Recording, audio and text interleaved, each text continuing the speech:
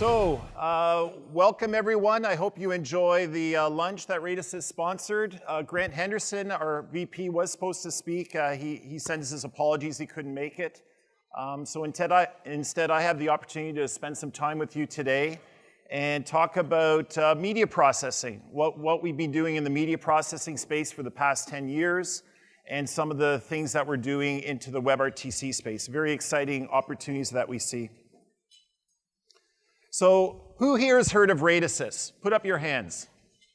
I'm going to guess that if you're in the telecom industry or the telecom side of the industry, you've probably heard of Radisys. You may have heard about some of our products. If you're from the web world, you may not have heard of Radisys. So I'm just going to spend a little bit of time introducing Radisys. We basically have three product areas. One is a series of virtualized platforms that we sell for network function virtualization. The one in the middle there is the Trillium business. Who's heard of Trillium? Trillium software stacks. So most of our investments these days in Trillium are in small cells and enhanced packet core software stacks. I'm from the media server business, the media resource function. So Infonetics has ranked us #1 supplier for media processing products and solutions for I think the past 8 years now. So you can see there's some of our customers, some are the brand name Tier 1 TEMS, as well as some of the leading voice over IP conferencing providers using our products today, and including a growing business in aerospace.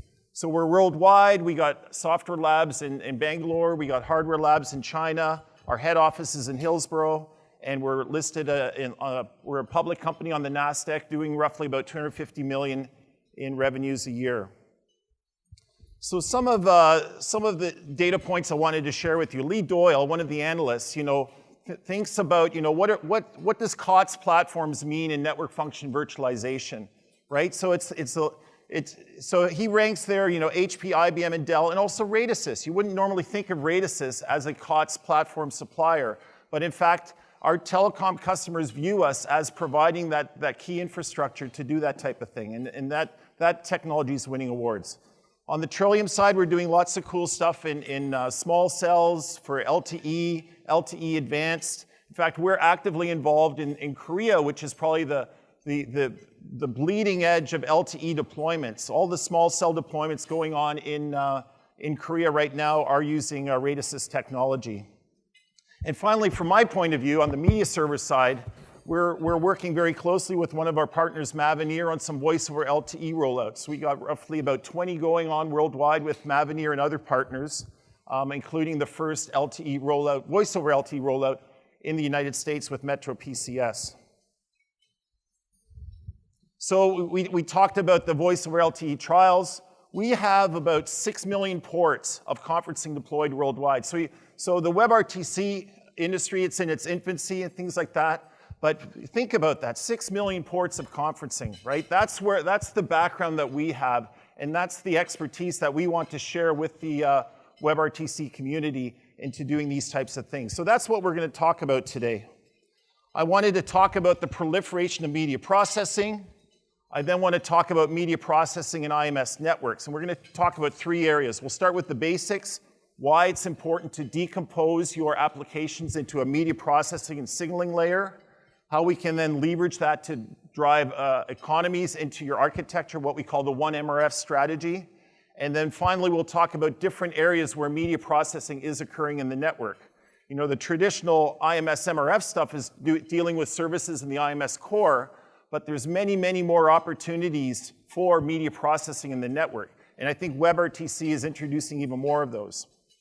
And then we'll talk a bit more about media processing specifically in WebRTC.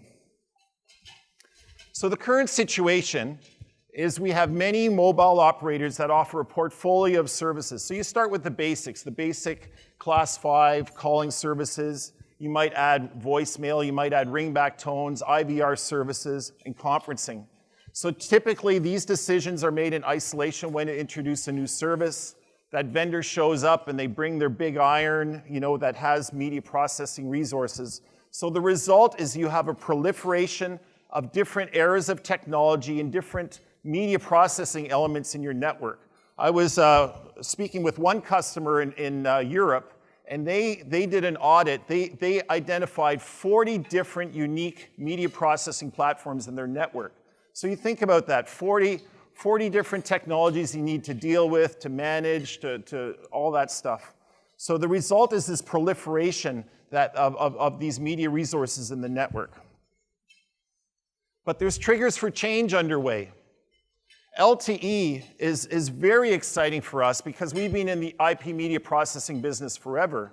Up to just a few years ago when you were doing 3G, the 3G voice path is still a TDM circuit, right? So LTE is finally bringing IP connectivity right to the mobile endpoint. So it's resulting in this converged IP network for the mobile industry. So that means that you need to support voice in that network. So that's called voice over LTE. Voice over LTE is driving IMS, and IMS is driving the need for the media resource function, or MRF. So this is a 3GPP standard element that we've been working on for a while. And when I talk about media processing, I'm talking about real-time, just like WebRTC, Web Real-Time Communications. I'm talking about real-time audio and video packet processing in the network, tens of thousands of packet streams going on. How do you manage that, right? We also have video services. A lot of these old service platforms were deployed without even video being a consideration, right? But now there's more and more video processing going on, and we're going to specifically talk about the need for VP8 and H.264 transcoding. We'll talk about that later. There's increasing needs for cloud deployment. And finally, I think the most important change that's going on is this blending of the over-the-top and the traditional telco carriers, right? So the internet users are getting telecom services from WebRTC, and then telecom service providers want to take advantage of the internet opportunities. So there's this increasing requirements for reusable, efficient media processing infrastructure. So you think about all the different types of services that you and I benefit from every day, the real-time services, starting with voice over LTE. There's a little bit of media processing even in RCS, for example, but WebRTC, transcoding, cloud media processing, messaging, value-added services. What do all these services have in common?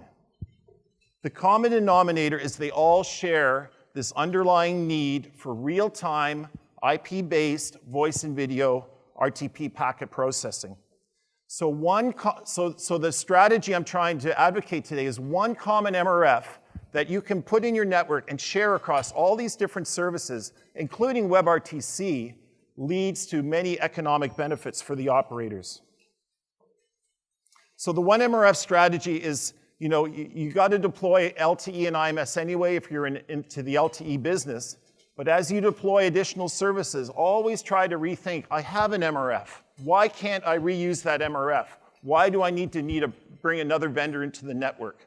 So you're just trying to minimize the vendors that you're working with, reuse that, get the scale economies, no stranded ports anymore. There's so many benefits in putting that infrastructure in place. So now I want to talk a little bit about, let's step back a bit and talk about media processing, right? Media processing reuse and why we want to do that and why that's so beneficial. So I'm going to start with a very simple example. I've got an interactive voice and video response application on the left and a conferencing application on the right. And if you think about any application, you're going to have the call logic and the signaling logic and the media processing underneath it, right? But when you peel back the onion a little bit, you will see that there's a lot of commonality in the media processing layer. Playing media, collecting digits, transcoding, conference mixing and switching, bitrate adaptation, media conditioning. These are all common things that are needed by many, many services. So the call logic and the signaling logic can be very unique, but the media processing underneath has a lot of commonality. So, and the problem is, in the old days when, I gave the example of, people buying services and they would just buy in isolation, they would buy this service platform for IVVR, but that IVVR application can't reuse the conferencing resources. So if the IVVR needs to do digit collection, right, its media processing resources are busy, I can't go over to the other side of the network and use my conferencing resources. And the same with the other direction, right? The conferencing logic can't use the IVVR media processing platform. So the first thing you want to do when you architect these networks is do decomposition. And you see this across the network. This was the genesis of what was called the next generation network soft switch architecture and became the IMS architecture. Signaling is very different from the media processing plane. Signaling has different application requirements. In fact, the signaling and application logic is a much better target to do virtualization, network function virtualization, as opposed to the media plane. Look at routers, right? How many routers do you know that actually work in software, right? There's a definite need to have dedicated resources to do this media processing stuff.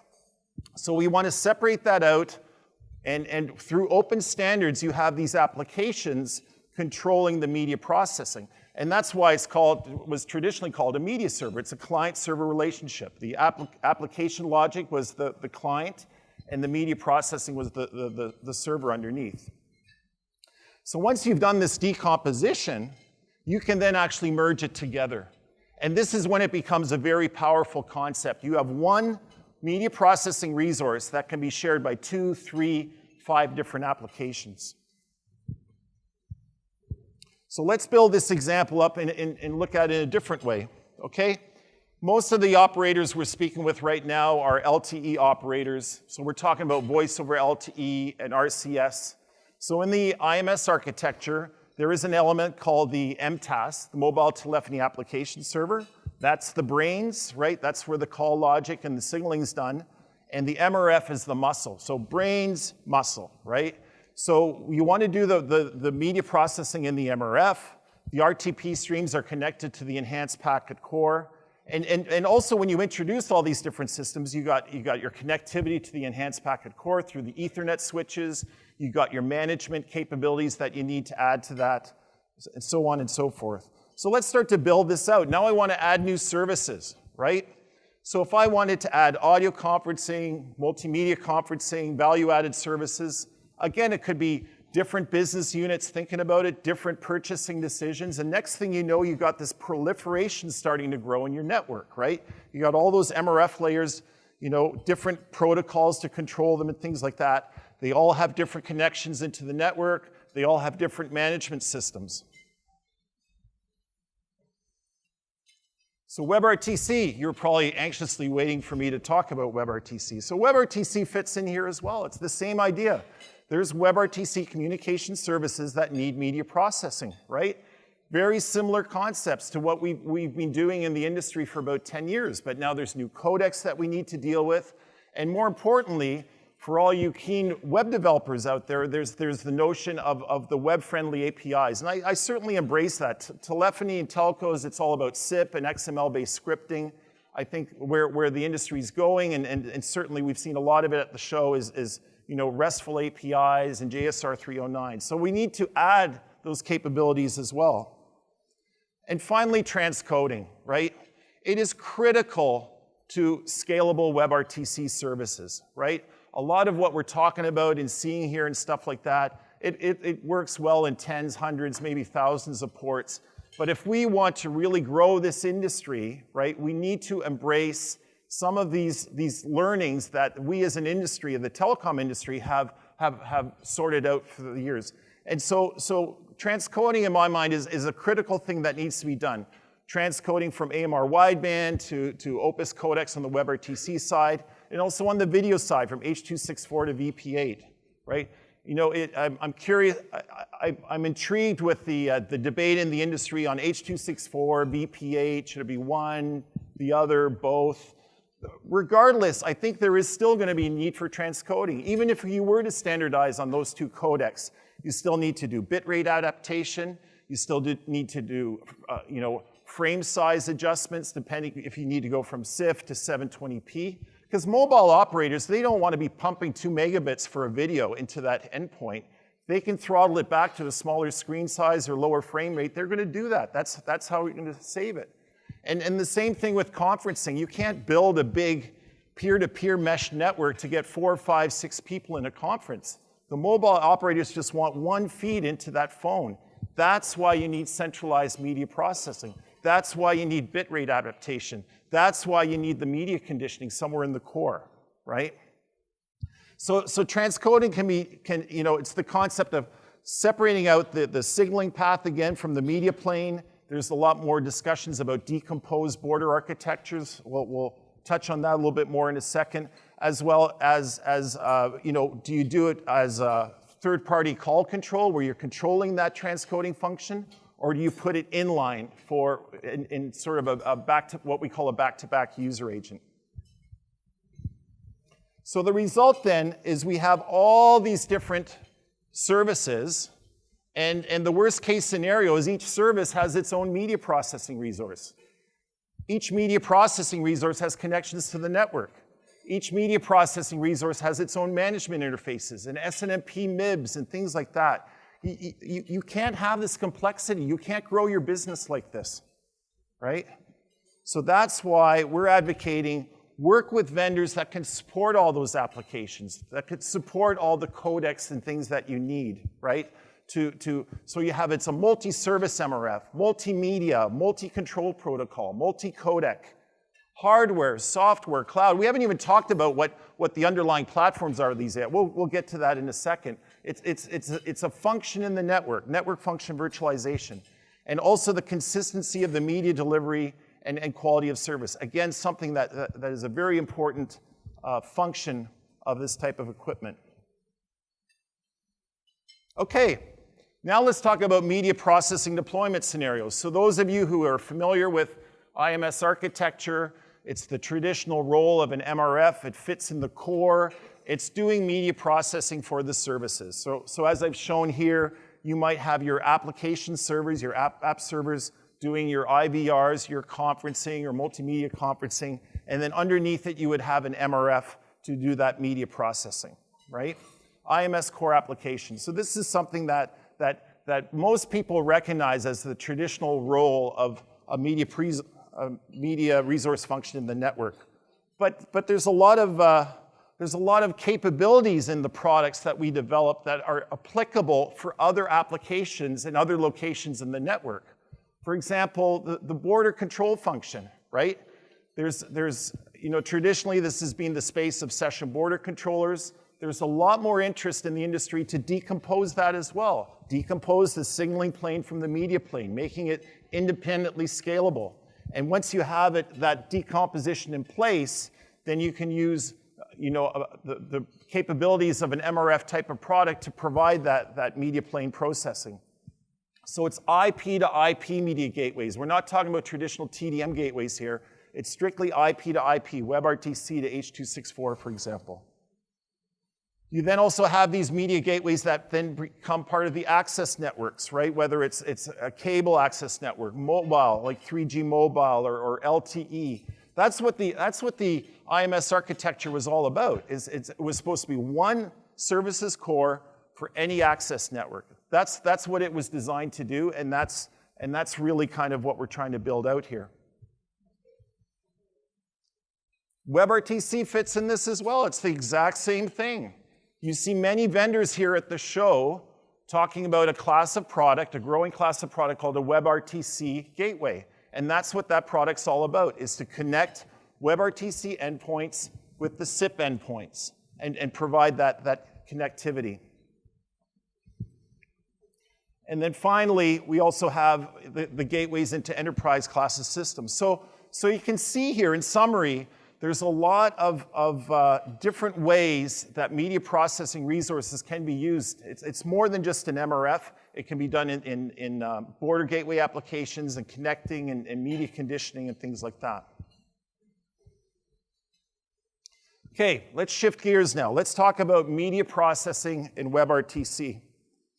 So Radisys, we recently collaborated with Dean Bubley of Disruptive Analysis, and this is actually a chart from one of his studies on, what are all the different WebRTC use cases out there, right? And he came up with who's seen this chart before? I'm sure some of you may have seen this one before. He came up with 8 different buckets. So in the upper left is the original view of what a WebRTC was going to be used. Browser to browser, within the same subnet, it's a few lines of code, it works beautiful, right? Most web developers can develop that pretty quickly. But then continuing along that top row, you have the interconnecting between the browser and IMS, the browser to the traditional PSTN, the browser to an IP PBX. So those are interconnectivity use cases. And then the bottom are more the value-added use cases where you've got to connect into some sort of server in the network, whether it's contact centers, which I think everyone kind of collectively agrees is the obvious low-hanging fruit for early WebRTC applications. Browser-based conferencing, and also some of the verticals, healthcare, we saw some great financial examples, things like that. So if I look at these use cases, right, 7 of those 8 use cases need media processing, right? It's the same thing. There's the majority of the use cases that you as an industry, that we as an industry are thinking about, need media processing.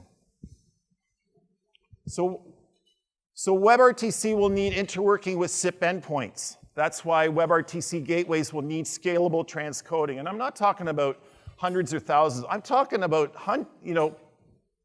many, hundreds of thousands of different endpoints need to be transcoded, right?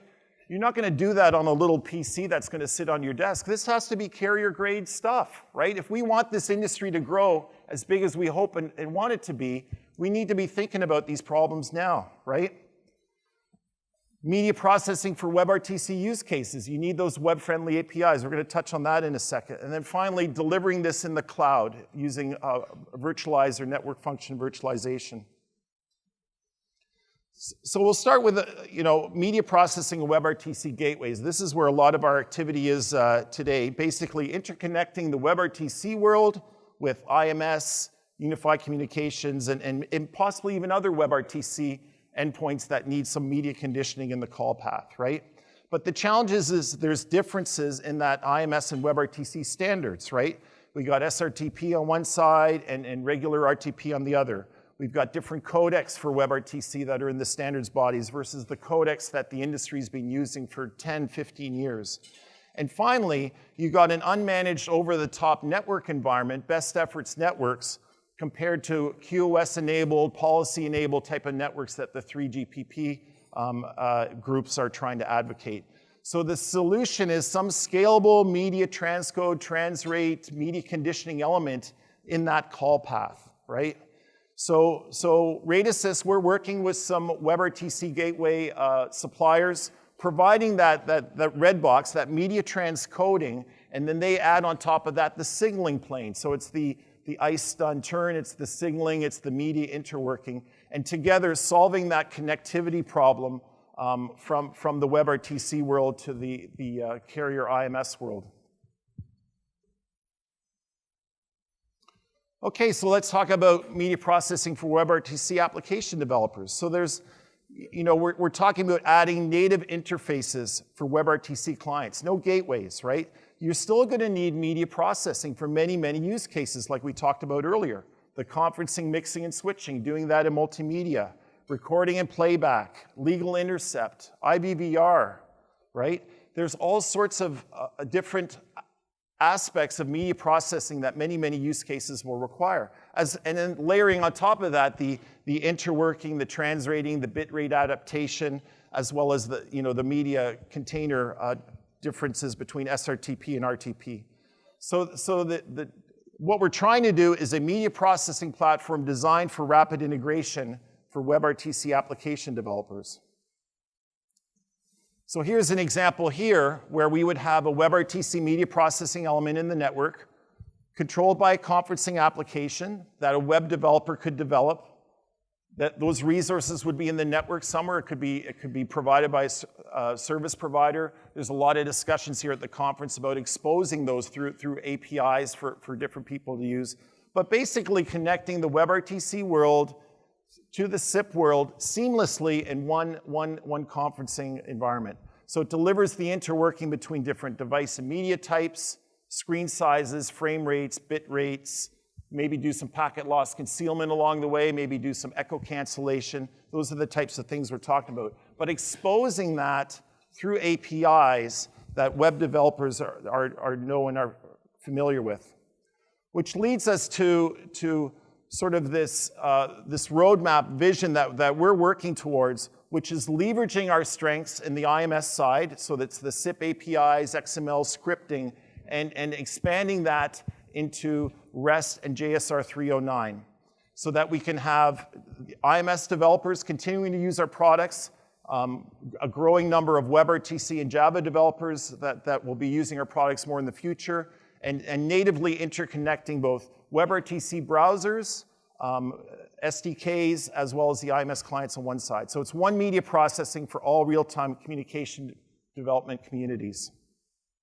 So on the bottom of that red box there, I'm just going to talk very briefly about our products, and then I'm going to do a quick wrap-up. So we've been in the business for 10, 12 years now. When we started in the business, media processing was a heavy-duty thing to do. There was purpose-built hardware done in the network. And there still is demand for those types of products, right?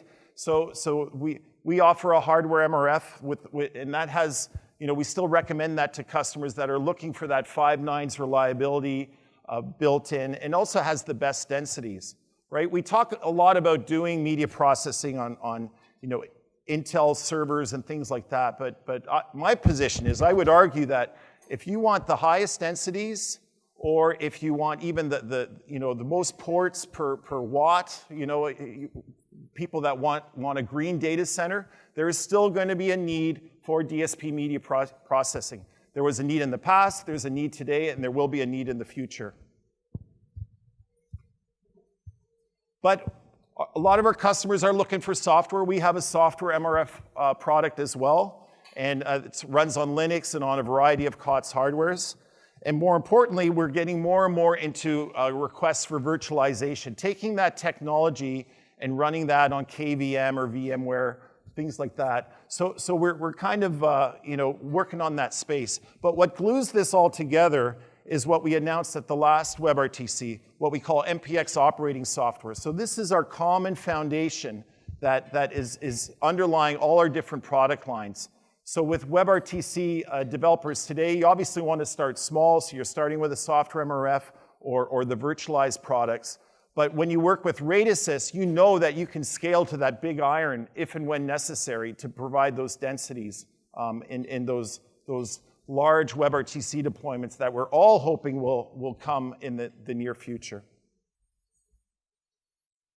So to summarize, there's many WebRTC use cases that need media processing, right? However, IMS interworking will be important to build that critical mass. And once that critical mass is achieved, you will need scalability, right? So that's why there exists a need in the network for WebRTC media processing, right? Real-time communications application enablement, leverage proven IMS technologies, but then extending that into the needs of the WebRTC community through RESTful and JSR 309 types of interfaces. The target markets that we supply into today and in the future include telecom TEMs, developing WebRTC gateway products, over-the-top and web application developers, as well as conferencing applications. And our product is available today, providing that scalable VP8 to H.264 transcoding for the WebRTC gateway developers. And we have lots of the other plans in place to slowly deliver some of the other elements of that vision. So my name is Ray. Thank you very much for listening. I hope you enjoyed your lunch, and thank you very much. Please come by our Radisys booth during the expo hours, and we look forward to talking to you soon. Thanks.